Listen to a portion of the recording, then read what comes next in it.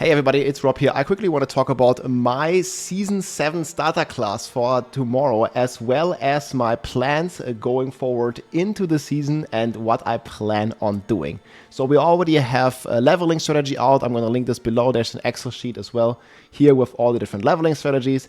And the best way by far seems to do the Witch Tide. And I will be playing back after playing Spiritborn to my favorite, the Barbarian. And we're going to rock the Hoda Earthquake Barbarian. And this one is particularly great because you can start playing this one right from the start.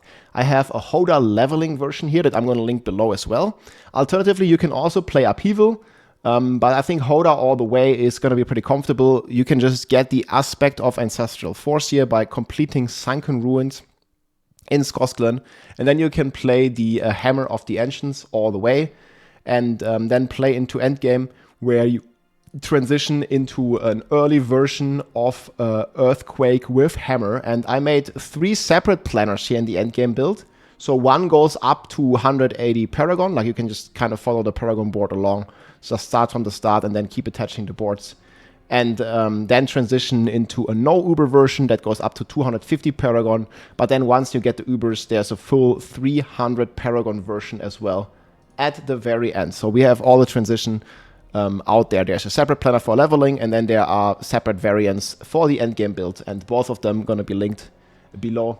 As well as the Upheaval planner. If you don't have any aspects, like if you don't want to do any of the dungeons, if you don't want to do this Ancestral Force, you can just play Upheaval. Upheaval is still extremely strong during leveling.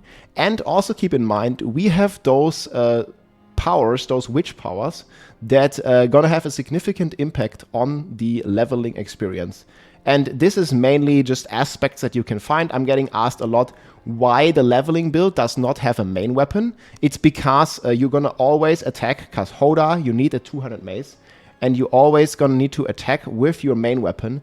And the most important stat on this weapon is the DPS. And you want to upgrade this weapon like every couple levels to just a higher DPS weapon. So it is not worth, in my opinion, to invest the materials to constantly re-imprint your aspect on the weapon. So just leave the 200 bludgeoning weapon free and don't imprint there, and just imprint in the other weapons, because Barb has 3 other weapons to imprint. And just go from there, basically. So keep this free. And then, like, it's pretty standard. We're playing Shouts, so we can get the vocalized empowerment. This is going to solve your food problems early on from Sirocco Caverns in Kyrgyzstan. It's also a very, very good dungeon to get experience and get the aspect, of course. And then we also have Call of the Ancients. This is going to be tremendously powerful too, because it gives you fury per attack. And the cooldown is also getting reduced the more points you put in, because we have this like great scaling now. And this is just a very strong build, and it's going to be a ton of fun to play throughout the entire leveling process all the way to the very end. Also, if you get lucky and you find the tech rune early on, you definitely want to use this. So this is just a blue rune, like one of the most basic runes here. Basically blue rune. You can basically find this on like level 10 or 15, I think, and just get the tech rune here. And this is going to allow you to basically blast through leveling fully. And then the early Paragon boards that you can see here in the leveling process also basically instantly go for the new Force of Nature Paragon board that gives you a multiplier to your Earthquakes. So this is what you want to be focused on, like when you hit level 60. Basically, like, get Force of Nature, get the Paragon board rolling, get the triple multiplier for your Earthquakes. Also together with Marshall to multiply your close damage. And then you also take Territorial for the close damage. And then you're like scaling this close damage already. And you're going to be well on your way blasting. So we don't really know the drop table for the bosses. So we don't know where exactly we get the Mantle of Mountain's Fury yet.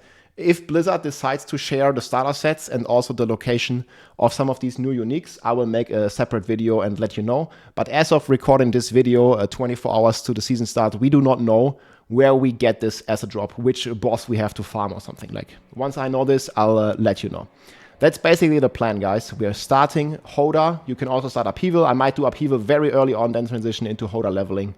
And then all the way into endgame, Hoda Quake is going to be pretty strong. There's also a Leap version that you can play with this build with Leap that's going to be allowing you to speed farm a bit more. However, I do think if you want to do higher pits, you definitely want to play the Mantle of the Mountain's Fury, especially if you get it.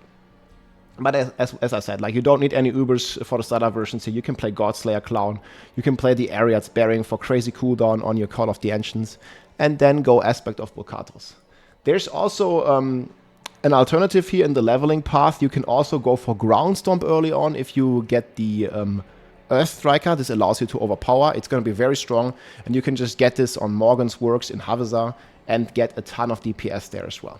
I'll be following this leveling strategy, and I'll show you real quick how it will look like in the new zone. So this is the Purple Helltide.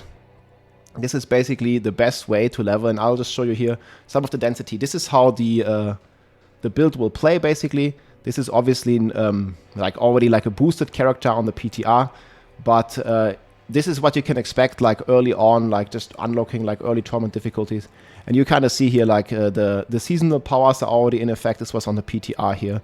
And you can kind of see that there's like a ton of density, and there are a ton of events in these Witch Tides, in these Purple Hell Tides. And yeah, Barbarian is a great way to play this. So this is just like playing Hoda, and you already have some of the Earthquake stuff. You get a ton of loot, you get a ton of XP. You can do this with your friends together, like it's Diablo 4 is an open world, so everybody's going to be playing with other people anyways, if you want it or not.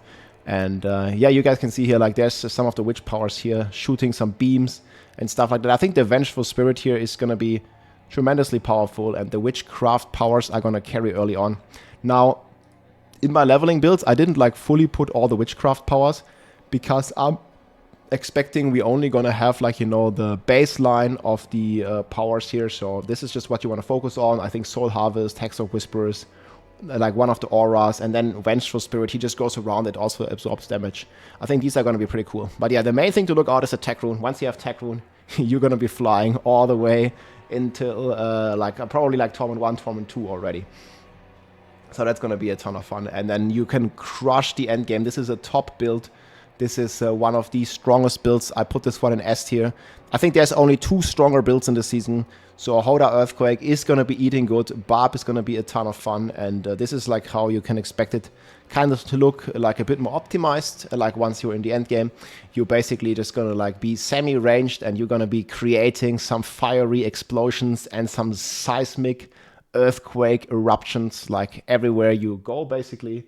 And yeah, this is just a really cool build to enjoy and to play. I'm super looking forward to it. I'm going to be starting together with Vega and Mekuna. I think mostly those are going to be playing Necromancer, so we're going to be focused on doing some early Uber bosses as well. I'm probably also going to get some Paragons pretty quick, and then we're going to also help you guys out and carry with some bosses, help out people, and just have a good time. I'm hoping to get quite a lot of the Mountain's Fury. Like, we don't know where it drops again, the unique chest, and once we get a couple of those, we'll also do a couple of giveaways. It's going to be a ton of fun, and supporting each other on the Barb Nation finally again. So that's going to be a ton of fun. I think the season looks pretty cool, and I can't wait to, you know, fully get back on the main class that I like to play so much, the Barbarian. And then probably, secondly, I might make a Necromancer, or we might do the Spiritborn, because I think both of these are pretty cool classes that I definitely want to play after playing, like, I don't know, a week of Barbarian, and then we'll see. Maybe the Hoda Barb is even strong enough to kind of scratch Pit 150. I definitely think a Pit 140 will be possible. Maybe even mid 140s, and then we'll see how a Pit 150 is going to go. And now the bell of hell is ringing, and with that, guys, I wish you a good season start. Have fun on the Barbarian or on whatever class you play. Tune in, we'll be live all the way until Sunday, I think, and we're gonna have so much fun. Let's go, GG. If you like this video, make sure to subscribe, leave a like or a comment. I'm also live on Twitch almost every day, so come and say hi.